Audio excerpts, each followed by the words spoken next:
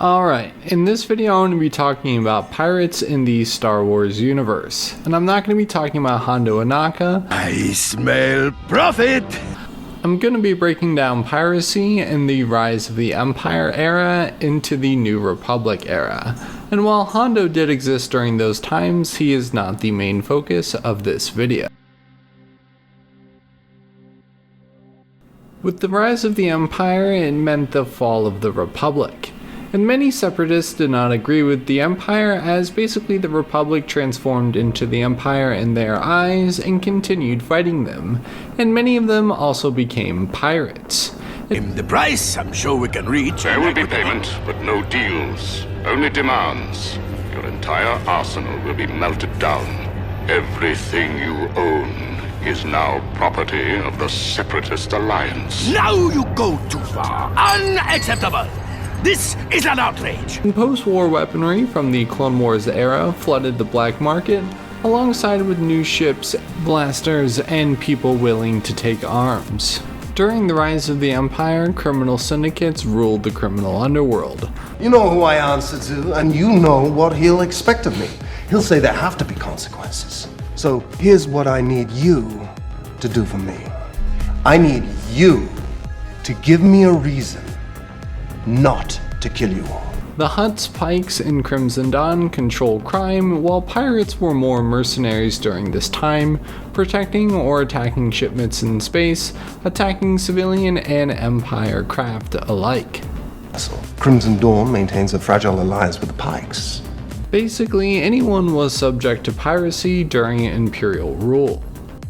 And that even included the Empire, as pirates did make easy money off of them, and as their fleet grew into larger numbers, they became more of a serious threat. But one may ask, how did the pirate forces get so large? Well, after the end of the Clone Wars, the Republic ship manufacturers were forced to sell to pirates and criminal syndicates because of new Imperial contracts. They weren't producing ships for the Republic clone army anymore, but they were producing ships for pirates and syndicates and to the highest bidder. And with many of the ships from Star Wars Outlaws showing us how Clone Wars fighters were repurposed for pirates and syndicates, but pirates also had a number of different cargo ships and light cruisers. And with the pirate nation only growing and the Empire being relaxed on crime and piracy in certain sectors of space, the pirate empire grew.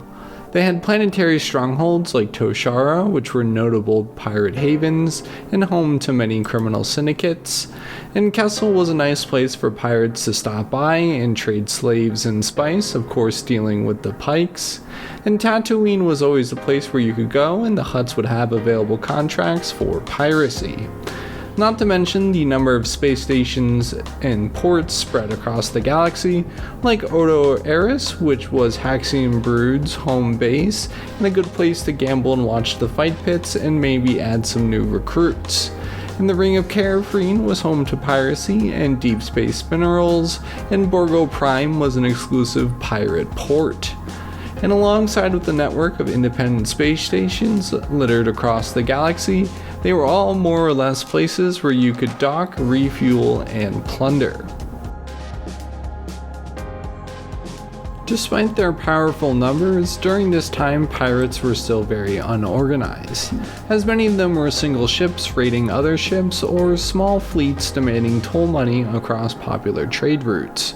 The Imperial fleet was strong enough to keep order in the galaxy, but they allowed just enough chaos for piracy to live, but just enough for the Empire to maintain their facade of peace. Basically, if you went into the outer regions, you were subject to piracy. Only after the fall of the Empire is when we saw the rise of pirate nations, controlling planets and spaceports in areas the Empire and now New Republic could not reach, and the New Republic also struggled to keep order outside of its main territory. In the Outer Rim, it was pirates' rule. The New Republic can't even protect the Mid-Rim from the pirate nation. This isn't Sabak. You can't bluff your way out of this one, Gaga.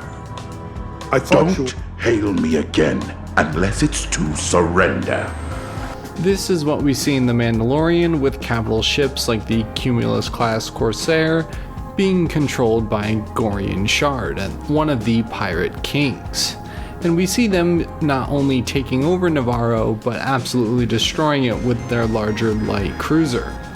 Pirates would be able to take over towns and small cities when left defenseless, controlling their spaceports and trade, making it very easy to raid and sell goods across pirate nations.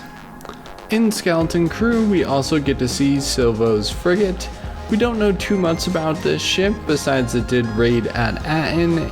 Unfortunately, both the Cumulus-class Corsair and Silvo's frigate were destroyed in battle.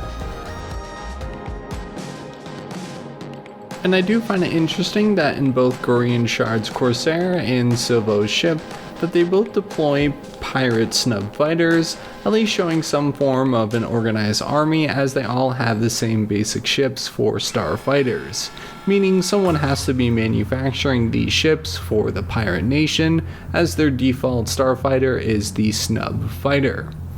While capital ships are leftovers from the Clone Wars or Imperial era, where they were spoils of victory, very little larger cruisers or frigates were being made during the New Republic era, as they were trying to get a hold of the galaxy and shut down the Empire's production.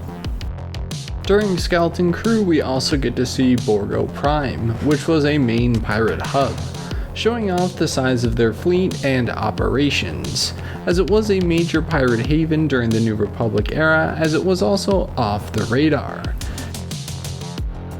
And just like Maz's castle that operated during this time as well, it was off the beaten track on Takodana, and all are welcome that Maz's castle and piracy is encouraged.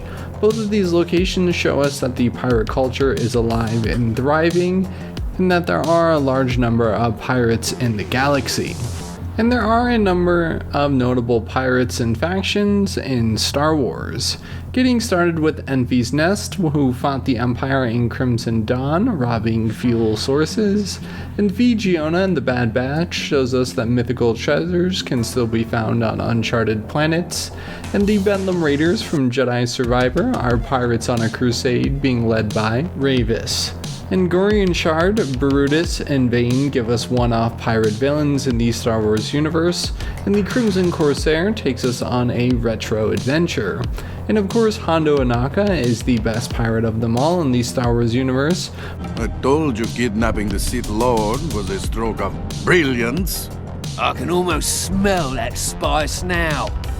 Maz Kanata is another notable pirate, practically making the entire Smuggler's Guide, and Mandalorians often became pirates as well, or were hired like other bounty hunters by pirates. They were claiming and setting bounties, trading spice, slaves, scrap, weapons, to even finding lost treasures. Mercenaries and raiders finding order in the chaos that the Empire leaves behind.